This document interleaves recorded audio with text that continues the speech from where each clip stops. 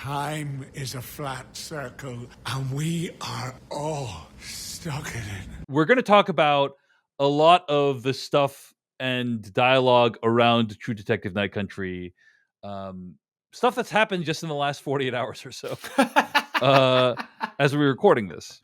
Now, on this podcast, Decoding TV, we've talked about how there's been a lot of online criticism of True Detective Night Country. I have seen this criticism from a variety of different sources, like not just online 4chan trolls who hate that there's two women woking up their True Detective series. I've seen it from people who are legit TV critics and cultural critics that I respect who don't like the new season of True Detective. One of the most upsetting things I saw was Alan Sepinwall giving a positive review to True Detective Night Country. Now, I will not comment on my own thoughts on the finale, but I'll just say then people attacking Alan Sepinwall for liking it, criticizing Alan Sepinwall for saying like, "Oh well, Alan doesn't know what he's talking about anymore." And my reaction to those people is, "How dare you?" Alan Sepinwall is one of the patron saints of TV reviews and recaps. Agreed. And just because he liked True Detective Night Country does not invalidate his current opinions on things. But that was remarkable. Was like people going after Alan Sepinwall. I'm like, dude, this is a universally beloved television critic. How dare you? Okay, anyway. That's one strain of stuff that I saw happening. We should also point out, Patrick Klepek, that True Detective Night Country, the season finale, had more viewers than any other episode of True Detective in the history of HBO and True Detective. 3.2 million viewers across HBO and Max the One to Watch for HBO. 57% higher than the premiere episode, which indicates that's like really strong sign. That indicates people saw the show, they told others about the show, and other people started watching the show. Yeah. So that is the most like that should overshadow anything else we talk about, because regardless of all of our dialogue here, the show was a huge hit. Like for Max the One to Watch for HBO, it's the most successful True Detective season yet. A lot of people, a lot of critics loved it. A lot of people watching it loved it, and the numbers reflect that. So it's important to remind ourselves that, as I'm doing right now, that online is not real life. The numbers bear out that this show was a big success. But that's not what Nic Pizzollato seems to think, Patrick Klepek. Okay. Proceed. Nic Pizzollato decided to, who, by the way, I'm assuming at least partially financially benefits from True Detective succeeding in some way. I don't know how the money works, but I mean, he's listed as an executive producer. McConaughey's listed as an executive producer. Harrelson's listed as an executive producer. I assume some amount of money there's a reason you want that credit, because whether you're involved or not, I imagine some sort of money. Well, let's put that aside. Maybe they might not be getting compensated for that at all. Let's say True Detective Night Country reinvigorate. There are more people that now have watched a True Detective season than have ever done so before in the past, and maybe they're gonna buy that Blu-ray box set now. Maybe they'll buy that digital box set, and they'll definitely get money from that.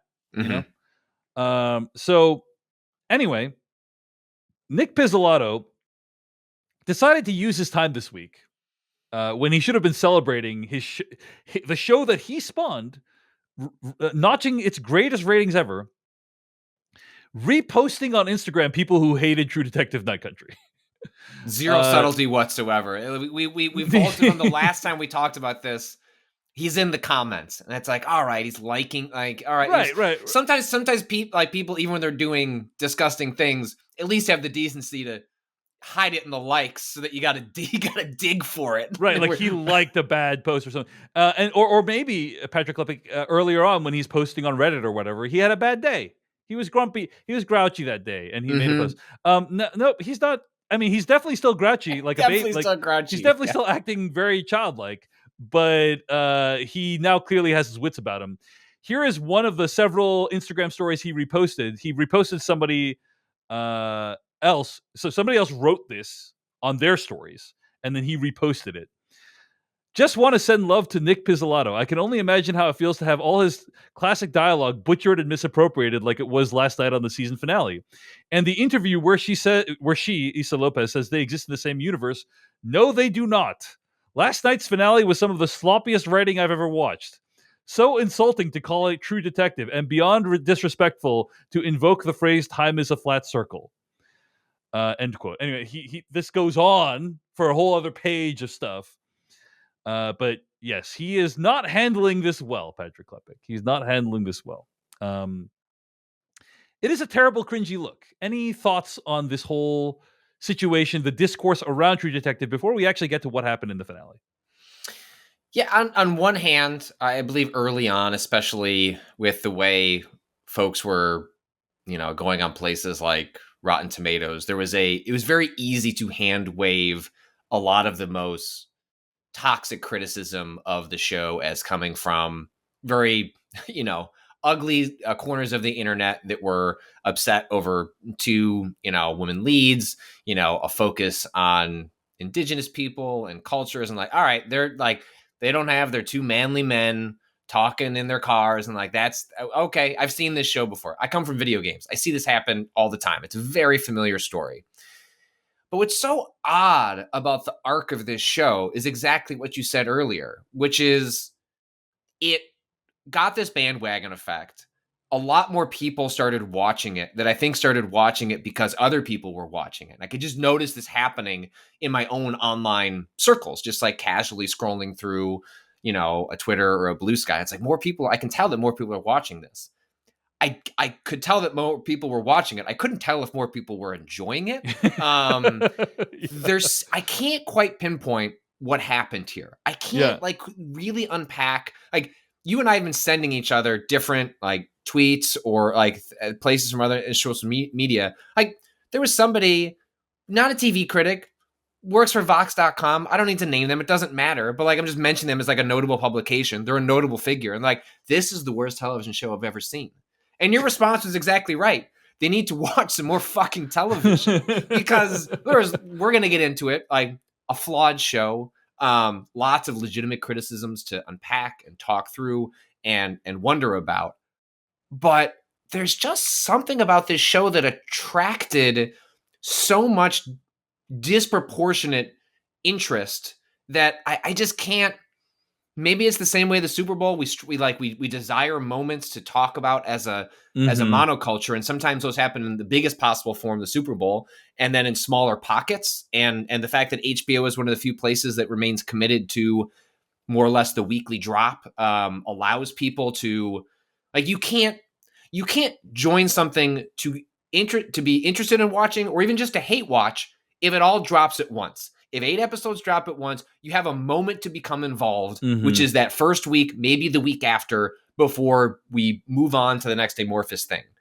When something's, only 6 episodes, you can jump in midstream, catch up on the 3, and like be part of that as it goes forward. And so I think there was a bit of a like train wreck, car crash, like choose your like metaphor. Like, people are like, why is everyone talking about this new True Detective season? I think people got on board with that, and then sort of, depending on how they responded to it, a mixture of hate watching or genuine curiosity, it just became a cultural flashpoint. And when you and I saw the reviews for this, I would have not predicted really that this show was going to become a cultural flashpoint. Because I think the culture part is why it exploded, because then it becomes finger pointing about misogyny or misandry and like toxic masculinity, like all this stuff, the stew, which are topics we hear all the time, in woke adjacent topics that come up in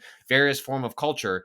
Somehow this show became a flashpoint for that. And that's ultimately what I wasn't expecting. And I think help goes to explain the really exaggerated and vitriolic reactions to a show that I don't think deserves like this level of reaction from a lot of people. Yeah, I mean, the praise from critics was universal when the show, the embargo came up, and so I thought this is a show.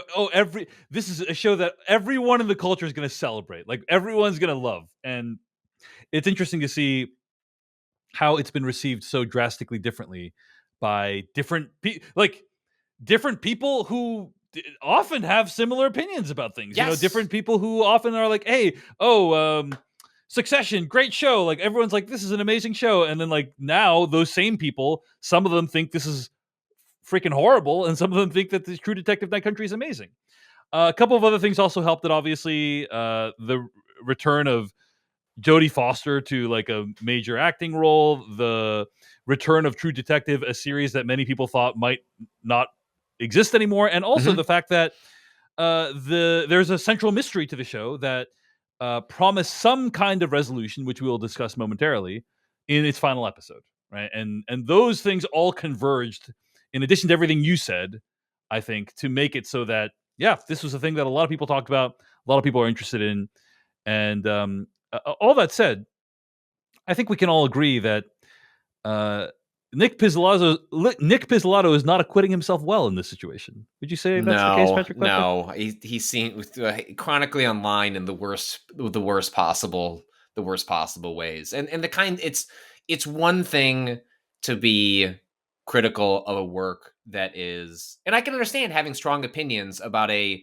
season that it sounds like he had little to no involvement in from conception to release, that makes the choice to explicitly tie in very concretely to, like, in some very like big ways to a show that you were critical in crafting. I can understand having opinions, feelings, reactions to that, but what's happened, like, and I can almost not quite hand wave away, but like the liked comments, it's like, man, like, if you're sitting around at night and you're on your phone and someone says something that validates like a shitty feeling you're having, I could see it being so easy to just hit like, thank you. I can't publicly say that, but that is like this shitty thing that I'm feeling. And hitting like is just so easy to do. And there's a little heart animation that goes with it. Thank you. But what he's graduated to is outright celebrating, spreading misogyny, like just the worst parts of like essentially like alt-right, far-right culture wars, like that. He's engaging with that now and celebrating the fact that those very same people like look to his work as validation for how they feel about being men, being in the culture. That's not great. Now it's a great route to make money and be popular, but it's not great. And he seems to be doubling down in that direction. And I hope the takeaway from HBO, however, how much I might question ultimately their decision to slap True Detective on this show, has the right takeaway from how these two showrunners have acquitted themselves over the course of Night Country's airing. I did appreciate Asia Romano's piece over at Vox.com, kind of taking a look back at the history of True Detective. She wrote a piece called "An Attempt to Reckon with True Detective Night Country's Bonkers Season Finale." And great piece. Great piece, yeah. Bonkers season finale betrays. I've written a lot of headlines. They're very hard. Betrays like the deep subtlety in that piece. Like it's really, really worth reading. She opens it by saying, "To be a True Detective fan is to wrestle with uncomfortable contradictions. The first season is both a masterpiece of cosmic horror noir and a piece of art that feels like it was created not just by, but for men. It was a gritty treatise against toxic masculinity that still dehumanized women and ultimately reified the very thing it attempted to deconstruct." End quote. And I feel the same way. There's a lot of contradictions in that season of television. And many people think that Cary Joji Fukunaga is the person who made that season what it is, who, by the way, has stated that it was not easy to work with Nic Pizzollato on it, and that it wasn't a fair partnership. That is, I believe, multiple folks who have worked on True Detective in numerous seasons have reported him to be a very difficult creative to work with. Yeah. So, I think it's messy, and I just wanted to mention it because it's the stew in which the flavor of the final episode emerges from, So, hey everyone, David Chen here. Thank you so much for watching that video from Decoding TV. If you want to get an audio version of the show, all you got to do is go to podcast.decodingtv.com. And if you want to support what we do, get ad-free episodes of the podcast and also bonus episodes of the podcast, go to decodingtv.com and become a paid member. Of course, you can also like and subscribe for more. We appreciate it. Thanks. See you later.